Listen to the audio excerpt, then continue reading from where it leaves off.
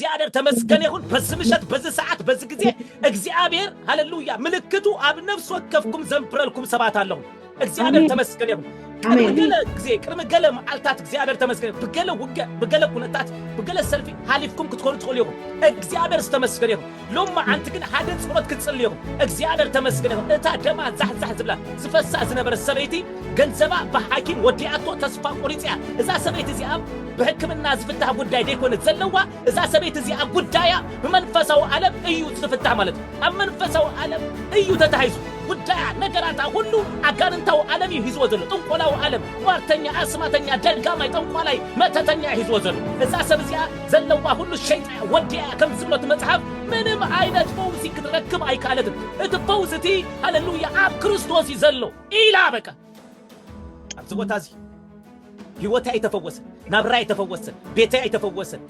ጸገመይ ብዙ ሽግረይ ብዙ እናቴ ኮነ ናይ ደቀ ይኮነ ናይ ቤቴ ይኮነ ናይ ናብራ ይኮነ ናይ መጻኤ ይኮነ በቃ እዚ ነገር ክቅጽል አይደልኔ አብ ህይወቴ ሐድሽ ነገር ከውን ናብራይ ክልወጥ ህይወቴ ክልወጥ ክደሊ ትብሉ ሰባት በኢየሱስ ደም ተራኸቦሎ ማዓንት ናይ ኢየሱስ ደም ጸጉሎ ማዓንት ማንም አይነት አጋንንታው ኪዳን ሃሌሉያ ካባደኺ ካባቦኽ ዝመጸ ካብንዳ ባሃጎኻ ዝመጸ ዘበለ ሁሉ ሎማ አንቲ ማንም አይነት ከይብለትዮ እስኸይ ተረዳአኪ ኪዳን ዘለዎ መሰው ዘለዎ ዘበለ ሁሉ ደም ክርስቶስ ከዛርቦዩ ሎማ አንቲ ኪዳና ተፍርስሎ ኃይሊ ናይ ክርስቶስ ኢየሱስ ደም ይብላለሁ ደም ክርስቶስ አቤቴ አብ ህይወተይ አብ ዘበደይ አብ ነገረይ እጽዋ አለሁ ኢልኪ እስከ አፍርስዮ በኢየሱስ ሎማ አንቲ ማንም አይነት ስውር ህማም ተሎ እስኸ ዘይት ፈልጥዮ ስውር አጋንንታው ተልእኾተሎ ስውር አጋንንታው ችግር ተሎ አብ ህይወት አብ ናብራ ጸገም ዘሎ ዘበለ ሁሉ ሎማ አንቲ ብደም ክርስቶስ ኢየሱስ ክትራኸብዮ አለኪ አብ ዝቦታዚ ኪዳናት ማንም ኪዳን ዘፍርስ ናይ ክርስቶስ ኢየሱስ ደም ይባሃል ቢዝነሰይ ጀምሩ አይቀጽለኒው እንዘበይ አይበርከተኒ ተዕናይ አይባረከኒው ናብራይ ከምሲዩ አብዚ ናብራዚ ደጊመ ክነብር አይደለኔ አብዚ ህይወት እዚ ክነብር አይደለኔ በዚ ነገር እዚ ህይወት ክቅጽል አይደለኔ በዚ ነገር እዚ ቤተሰበይ ክቅጽል አይደለኔ ጎይታ ናብራና ራእዩ ህይወትና ራእዩ ስኻዘይ ትፈልጥ ስለዚህ ጎይታ ካብዚ ሰዓት ጀሚረ ሎማ አንቲ እዚ ነገር እዚ ክልወጥ እደሊ ኣለሁ ኢልኪ በኃይል ጸሊ ሎማ አንቲ አብ ዝቦታት ክትጽሊ ኸለኺ እግዚአብሔር ተመስገን ይሁን ኢልኪ ጣሚልኪ መልስ የለን ከምዚ ኢልኪ ተዓዚብክኒ መልስ የለን ከምዚ ኢልኪ ኮፊልኪ መልስ የለን ክትዛረብ ኸለኽ ግና ናይ ዝመጽእ ዓመትኪ ናይ ዝመጽእ መዓልቲ ናይ ዝመጽእ ወርሒ ሎማ አንቲ ኢኺ ሰሪሕክዮ ትኸዲ ብለክ ኣለኹ በየስና የተወስብ ተራኸብዮ ተራኸብዮ ለቅሶይ ትኹኒ መጽፍቲ ዓነጺፍኪ ኮቦርታ ተሸፊንኪ ቤትኪ ተዓጺኺ አይተልቀሲ ብላለኹ ብደም ክርስቶስ ሎማ አንተ ተራኸብዮ እዚ ዓለም እዚኣ ዝውራ መንፈስ ኣሎ ብለክለኹ እዚ ዓለም እዚኣ ወይ ናይ ክርስቶስ መንፈስ እዩ ወይ ናይ ሰይጣን መንፈስ ዝውራ ስለዚ ጉዳይኪ ኣብ መንፈሳዊ ዓለም እንድሕር ተታሒዙ ገንዘብኪ ዘይገበሮ ሰባት ዘይገበርዎ ኩነታት ዘይለወጦ ማንም ነገር ክልውጦ ዘይከኣለ ነገር ተሎ ሓደ ጉዳይ ኣብ መንፈሳዊ ዓለም ጉዳይኪ ተታሒዙሎ ስምኪ ዘጸልሙ ህይወትኪ ዘጸልሙ ትምህርትኪ ዘጸልሙ ፍልጠትኪ ዘጸልሙ ሞጎስኪ ዘብጥፍኡ ዘበላሸው ዘበሉ ኣብ ዝቦታ እዚ ብደም ክርስቶስ ኢየሱስ ማንም መሰዊታቶም አፍርስዮ እብላለሁ እዚ ደም እዚ ካብ ኩሉ ደም ይበለጽ ማንም አይነት አጋንንታው ዓለም መሰዊ የቅርብ እስራኤል አትድቅስ እስኺ ትድቅሲ እስኺ ተሐልሚ እስኺ ተንጸርጽሪ እስኺ ተጉረምርሚ እስኺ አይጽልሚ እስኺ አይተገህኒ መንፈሳው ዓለም ግን ኢዝራን 4 ሰዓት ንጸልማታው ዓለም ብኪዳን ዘገልግልዎ በመስዋዕት ዘገልግልዎ አመሰውኢ ናይ ጸልማት ዓለም አሙናት ኮይኖም ዘገልግልዎ ናይ ጸልማት አገልገልቲ አለው ነገርካ ጉዳይካ ንምብልሻው ቤትካ ንምብልሻው ዘመንካ ንምብልሻው ስምካ ንምብልሻው ቢዝነስካ ንምብልሻው ማንም ናትካ ነገር ንምብልሻው መንፈሳው ዓለም ፕላን ዝገበሩ ናይ ጸልማት አገልገልቲ መሰውኢ ለዎ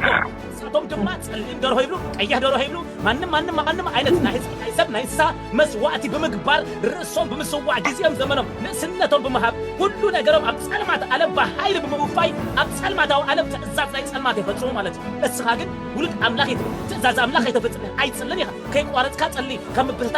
ተጠንቀቅ ብለካ ተዛዚ ኮማንዲ ጸሊ ተዛዚ ኩሉ በጸሎት ይዝኸውን ተልካ ኣብ ጸሎት ብዙ ነገር ዘካተተ ውጋ አሎ መልስሎ ምስጋና አሎ አምልኾሎ ጉዳሰሎ መህለል አሎ ስለዚህ አብየናይ ዓለም ይኻዘላ ሎሚ ክትጸሊ ይኸለኻ ኣብ መንፈሳው ዓለም በርታት ካተፍተሉ ምሸት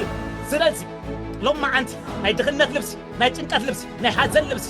ናይ መጎስ ምስዓል ልብሲ ማንም ዓይነት አጋንንታው ዓለም ዘልበሰክል ልብሲ ትቀንጥጥሎ ንሸት ይብላል ቀንጢጥኪ ናይ ሕፍረት ናይ ሓዘን ናይ በኽያት ናይ ጸርጸር በኢየሱስ ናይ ተወስ ማንም ዓይነት ልብሲ ካብ ህይወትኪ ካብ ቤተሰብኪ ካብ ዓሌትኪ በኢየሱስ ስም ካብ ዳቦኺ ዳባሃጎኺ ዝመጽእ ምሳኺ ዝተናኸብ ዝራኸብ ዘበለ ምትሓዝ ዘለዎ ኮኔክሽን ዘለዎ ማንም ዓይነት ፋሚሊኺ አልቅቄ ዝሉ ዘሎ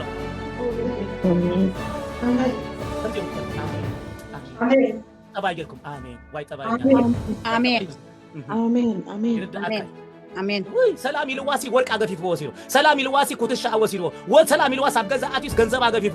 ትል ጸልማታው ዓለም አሲኻ ያተአም ንመንፈሳው ዓለም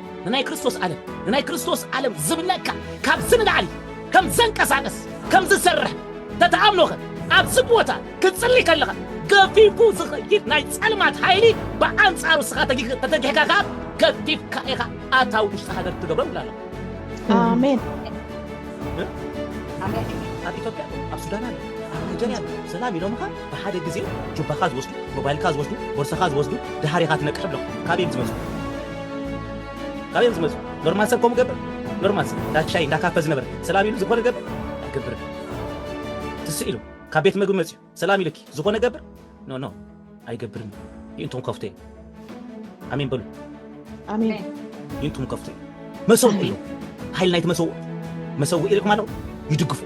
ብድሕሪት ቅድመ ኩነት ኣለዎ ባዕዋር ናይት መሰው ናይ ጽልማት ኃይሊ ባኃይሊ ተወፊዩ ዘገልግሎ ኪዳን ኣለዎ ሎማ አንቲ አባኹም ዝተጻፈ ማንም ዓይነት መዝገብ ስምኪ ስም ቤተሰብኪ ማንም ነገርኪ ዘለዎ መዝገብ ኪዳን ዘለዎ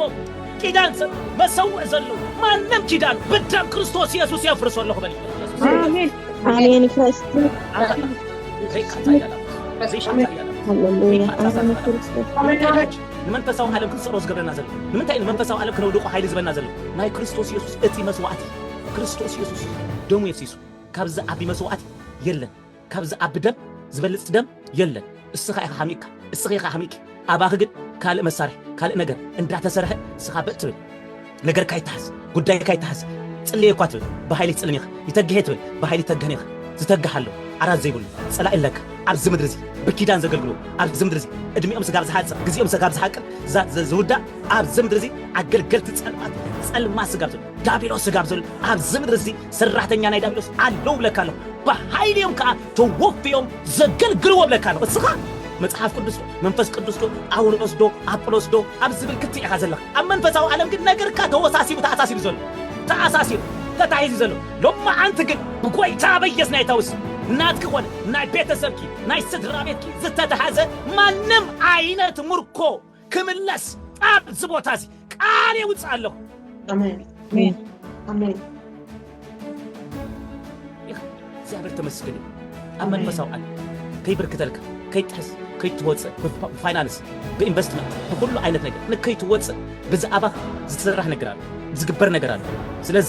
እስኻ ክትተግሕ ምስ ጀመርክ እስኺ ክትተግሕ ምስ ጀመርክ ነገራት ክኾነ ጉዳያት ክኾነ እንዳፈጠነ ዝኸይድ አሜን አሜን አሜን ሎማ አንቲ ኣብ ህይወትኩም ኣብ ነገርኩም ኣብ ቤተሰብኩም ኣብ ስድራ ቤትኩም ኣብ ኣገልግሎትኩም ማንም ዓይነት ነገርኩም ከይበዝሕ ነገርኩም ከይባረኽ ነገርኩም ከይልቀቅ ነገርኩም ከይፈሪ ነገርኩም ከይረአ መጎዝ ዘሰዓኖ ዘበል ማንም ዓይነት በኢየሱስ